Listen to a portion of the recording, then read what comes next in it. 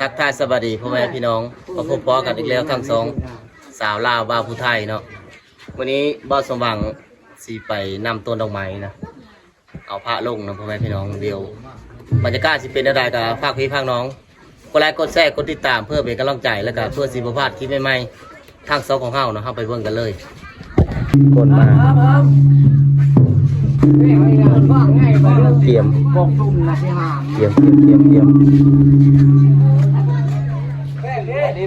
มีแต่ผู้สาวหอบสองเลยพี่น้องเตรียมนำต้นดอกไม้นี่เดี๋ยวเขามาเบิ่งกันว่าคนสีลายสีน้อยหรือสีลายชั้นใด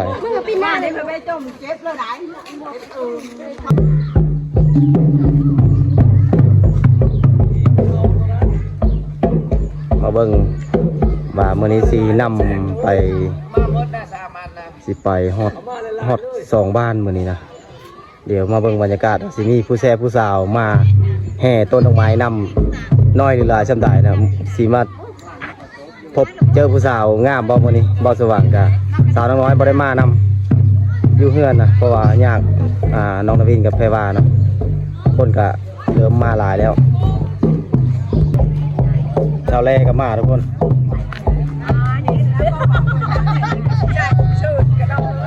แล้วเขาก็มาเจอคนงามนี่สาวงามบ้านพะหอยก็มาเลยทุกคนชิเลอหมูด้วยใช่ไหมหมูมีแล้วมาหมูเป็นชากาบ่เลยเชื่อมึงดูแว่นตาเชื่อมึงดูเชื่อเบิ่งดีกว่าสาวแรกเราจะได้ใช้สีตาหรือโกนเท้าแห้งเลยมาแล้วทุกคนอันนี้คือประเภทนี้ของชาวพุทธเท่าเนาะหลังจากเสร็จสิ้นสงกรานต์แล้วก็เดินฮกก็นำต้นดอกไม้มาบูชาพระอยู่ที่วัดเนาะ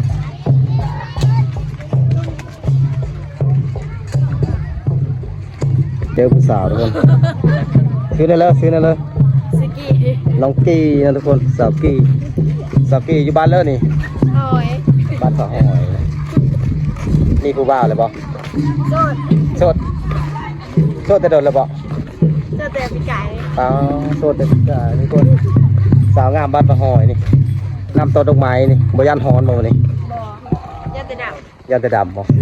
โอ้ยบ่ดำเนาะเบิ่งคนข่าวปานนี้พ่อแม่พี่น้อง FC นะสาวกี้คนสวยบ้านฝาหอยยังโสดเนาะโสดสนิทเดี๋ยวเบิ่งบรรยากาศนี่ขดร้อยแห้งเลยมื้อนี้สิไปประมาณ2บ้านมื้อนี้นะใจหมู่เด้หมู่บ่มียางผู้เดียวแล้วยางผู้เดียวมื้อนี้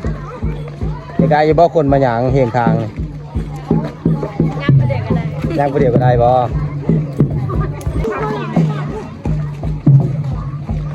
นี่แต่คนงามๆนะมาเข้าเฟรมบ่าวสว่างมื้อนี้นะ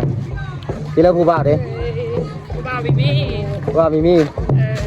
ผู้บ่าวยังมีท่านเกิดบ่ทุกคนมีแต่ผู้สาวนะมานับต้นดอกไม้นะคลิปนี้มีแต่ผู้สาวเลย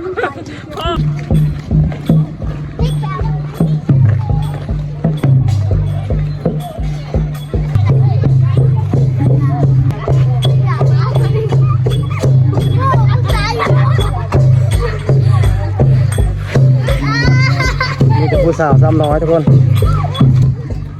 บางทุกคนเล็กน้อยก็ไปหาฮักเอาดอกไม้นะมาให้พระ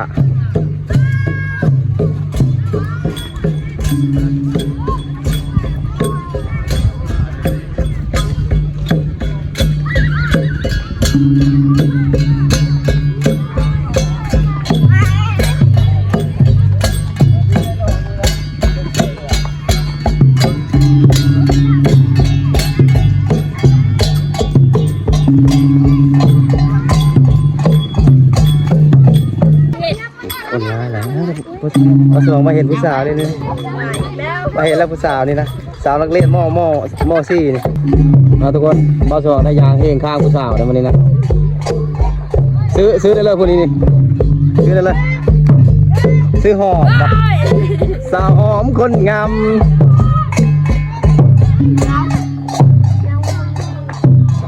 ทุกคนมาแวะเฮิร์นสาวแร่บ้านหน้าเพิ่นก็มี เพิ่นก็มีแนวเป็กมาฮับนี่นะชาวสวนไปช่วยประจำบ้านนี่ขึ้นซื้อลือน้ำมาคนงามบ้านประหอยขึ้นซื้อลือน้ำมาชาวสวนบ้านประหอยทางนี้รีดน้ำแล้วทางนี้นะรีดน้ำแล้วรีดน้ำแล้วทางนี้รีดน้ำแล้วคนวันนี้ก็เป็นงานสุดท้ายนะ6 ปีแล้วเดิน6เลยถือว่ามื้อสุดท้ายเบิ่งนกลิ้นน้ำนกลิ้นน้ำ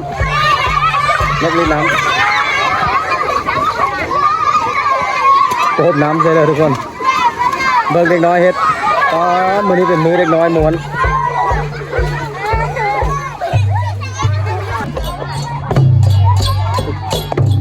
ทุกคนผู้สาวตีกลองผู้สาวตีกลองผู้สาวตีกลอง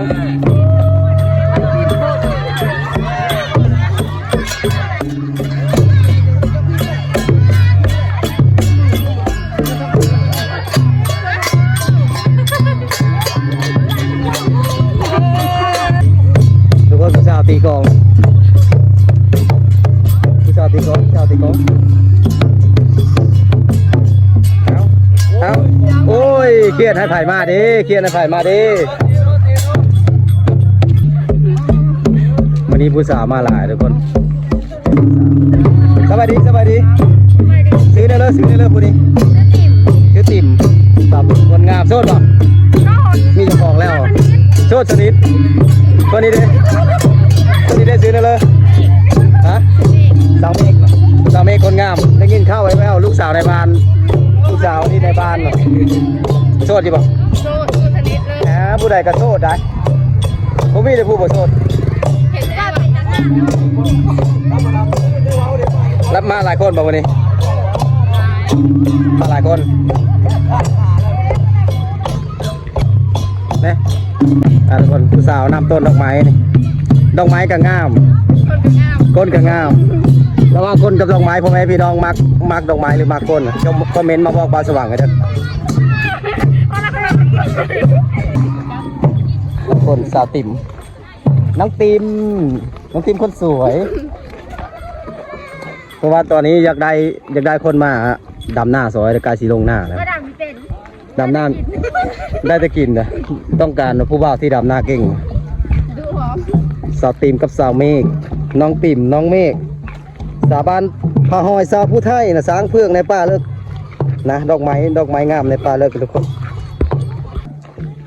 นะเห็นผู้สาวน้อยทุกคนผู้สาวน้อยวันนี้ผู้สาวขี้อายถามซื้อกับผมบอกทุกคนจะบาดเป็นผู้สาว2 คนบ่อายเลยนี่บ่อายปะอยากได้ผู้บ่าวแห้ง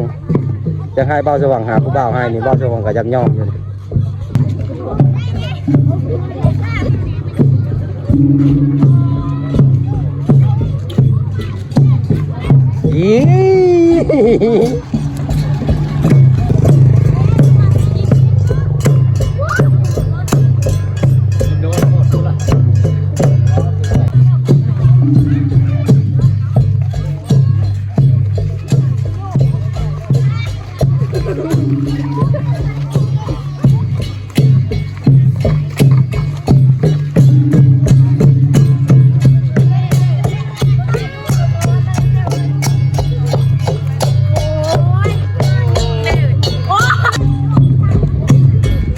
ทุกคน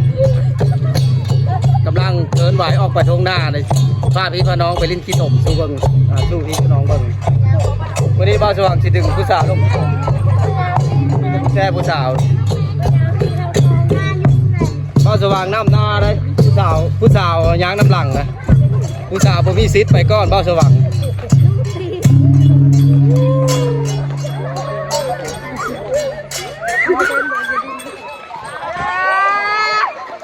ลิ้นขี้ตมแล้วพวกเขาลิ้นขี้ตมมาทุกคนมาดีกว่าเนี่ย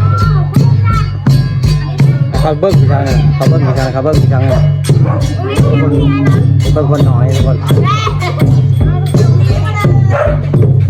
มีแต่ผู้สาวฮอนก็อาบน้ำตัว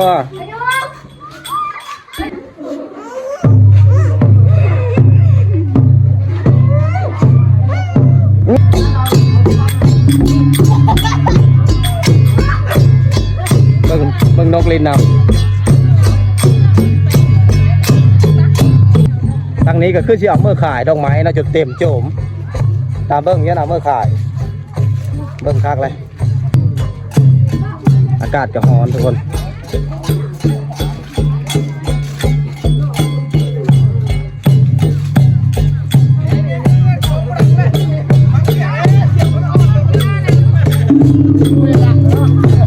กินเบียร์พร้อมบัด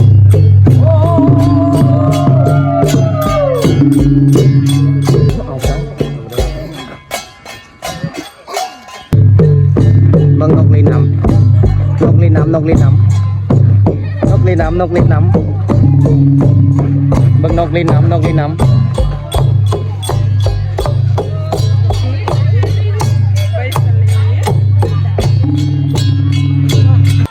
โอ้โหซื้อเวทเลยซื้อเวทเลยสมมาต่อสหรัฐคน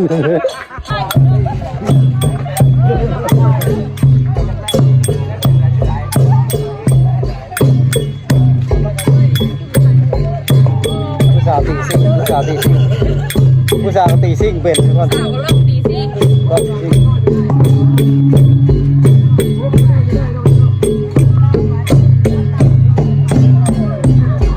ก็ลายแห้งแล้วพอไหมน้อง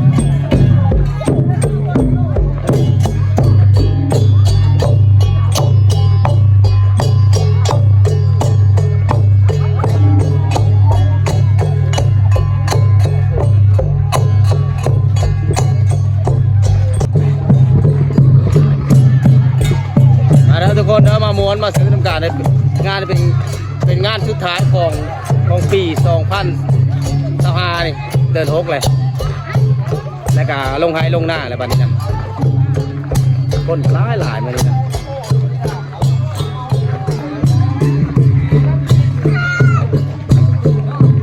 มือกล้องเข้ากับมาหลายคนเลยวันนี้นะมือกล้องคนสวยนี่มาแล้ววาวกินีวาวโชดตอนนี้ไปอุ้มลูกเลยทุกคนสาบ้านประหอยคือสิคิดตัวเก่งเมื่อกี้นี้วาวโชดตอนนี้อุ้มลูกเลยแม่นอยู่บ่ทุกคนคืออยู่บ่ทุกคนวาวโชดไปอุ้มลูกคนนี้มีลูกเลยเนาะโชดแต่น้องติ่งว่ะน้องเมฆก็ยังโชดคือกันแต่ว่าตอนนี้เราอุ้มลูกเลยบ่โชดแล้วบัดนี้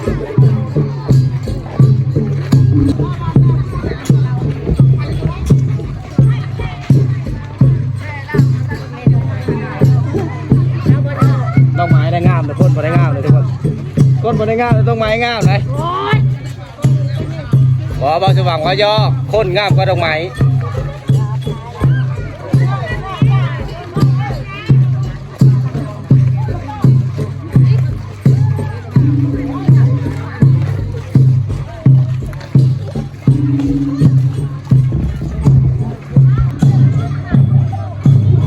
มีแต่ดอกไม้นะเอาดอกไม้มาบูชาพระทุกคน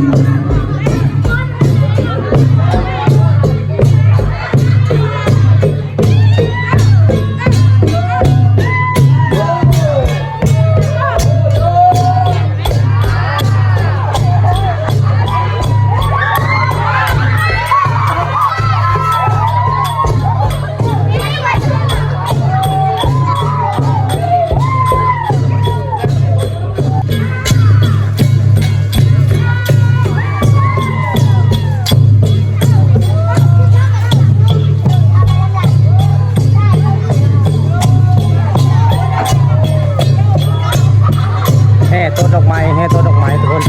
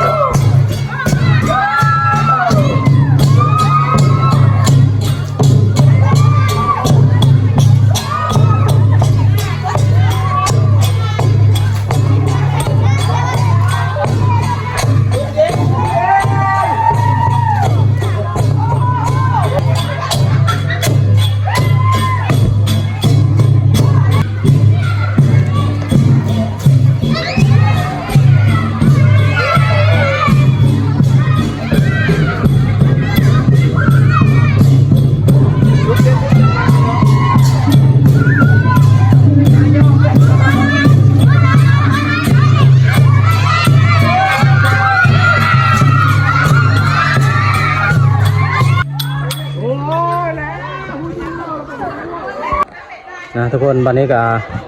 ถึงแห่ออมหัวแจก3 รอบแล้วก็มาทำพิธีบูชาพระเอาดอกไม้ขึ้นหิ้งขึ้นห้างเนาะทุกคนมีแต่ผู้สาวงามๆนะทุกคนผู้สาวบ้านปะหอยสาวผู้ไทยนี่มักทำบุญนะทุกคนน้องกีคนสวย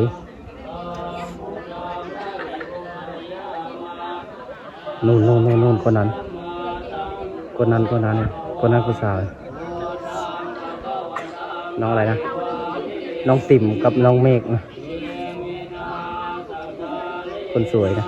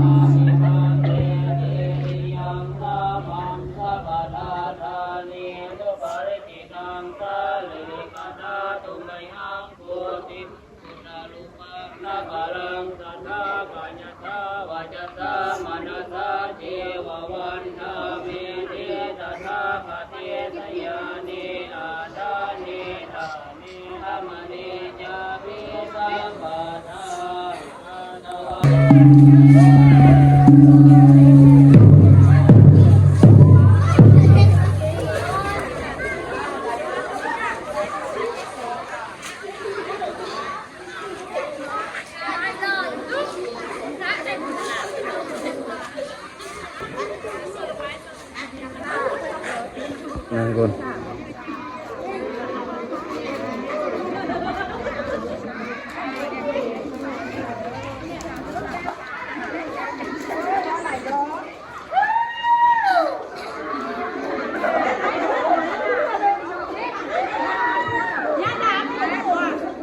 อันนี้ก็คือวัฒนธรรมที่เขาประเพณีของพระผู้ไทยเฮาเนาะ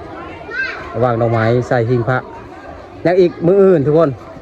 มื้อนี้เป็นมื้อที่2นะมื้ออื่นเป็นมื้อสุดท้ายหลังจากวางดอกไม้วางอย่างแล้วก็คนก็แยกย้ายทุกคนแยกย้ายเดี๋ยวสาวน้องกีน้องข้าวหอมแล้วก็น้องแพรวาสิมารูปของได้แบบนี้ได้รูปของทุกคน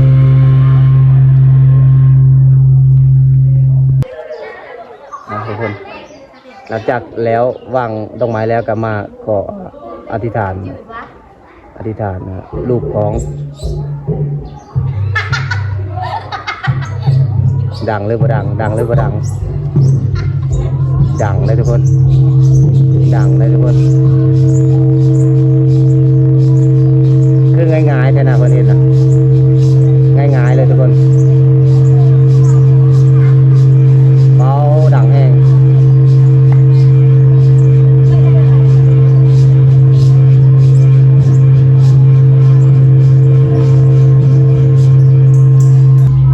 คนมันดังให้ได้ก็ดังน้องกีคนสวยนะจะมารูปคลองนี่จะดังหรือบ่ดังนะว่าจะได้แฟนปีนี้หรือบ่ได้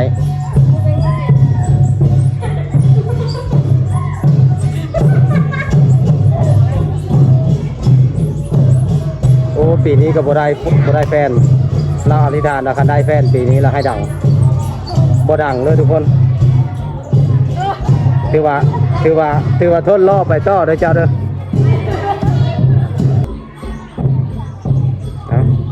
สาวน้อยลูกของแล้วผู้นี้ก็บ่หมานทุกคนบ่หมานแล้วผู้นี้ก็เลยบ่หมานนะน้องแพรว่านี่เดี๋ยวมาเบิ่งน้องแพรว่าสิหมานหรือบ่หมาน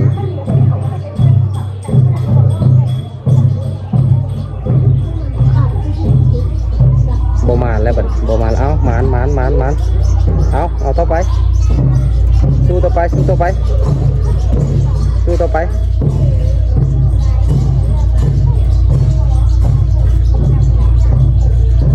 ดังแล้วทุกคนดังแล้วถือว่าดังบ่แห้งน้องแค่ว่านี่ถือว่ามีคนคุยดังคำนี้มีคนคุยแต่ถือว่าบ่ถึงกับว่าแฟนเนาะถือว่าพอมีคน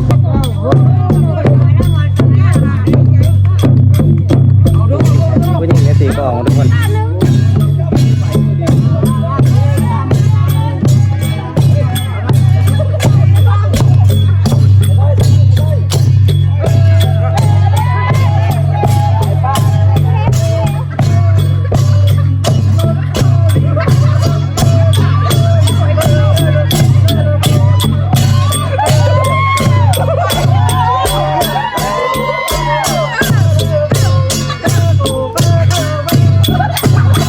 โอเคกับป้าเฮ็ดเอาทุกคน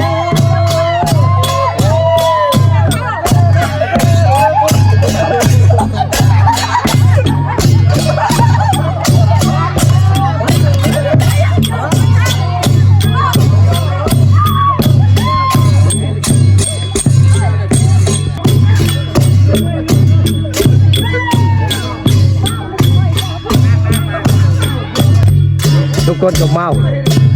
ตบกองพร้อมมาเนี่ยพ่อแม่พี่น้องเอ้ยความสุขของบ้านนอกบ้านนาเฮา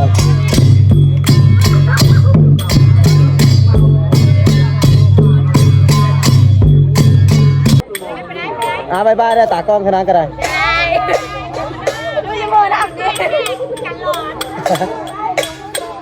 โอเคทุกคนมือแรงมาแห่กองรอกันรอนแห่เทียนนะโอเค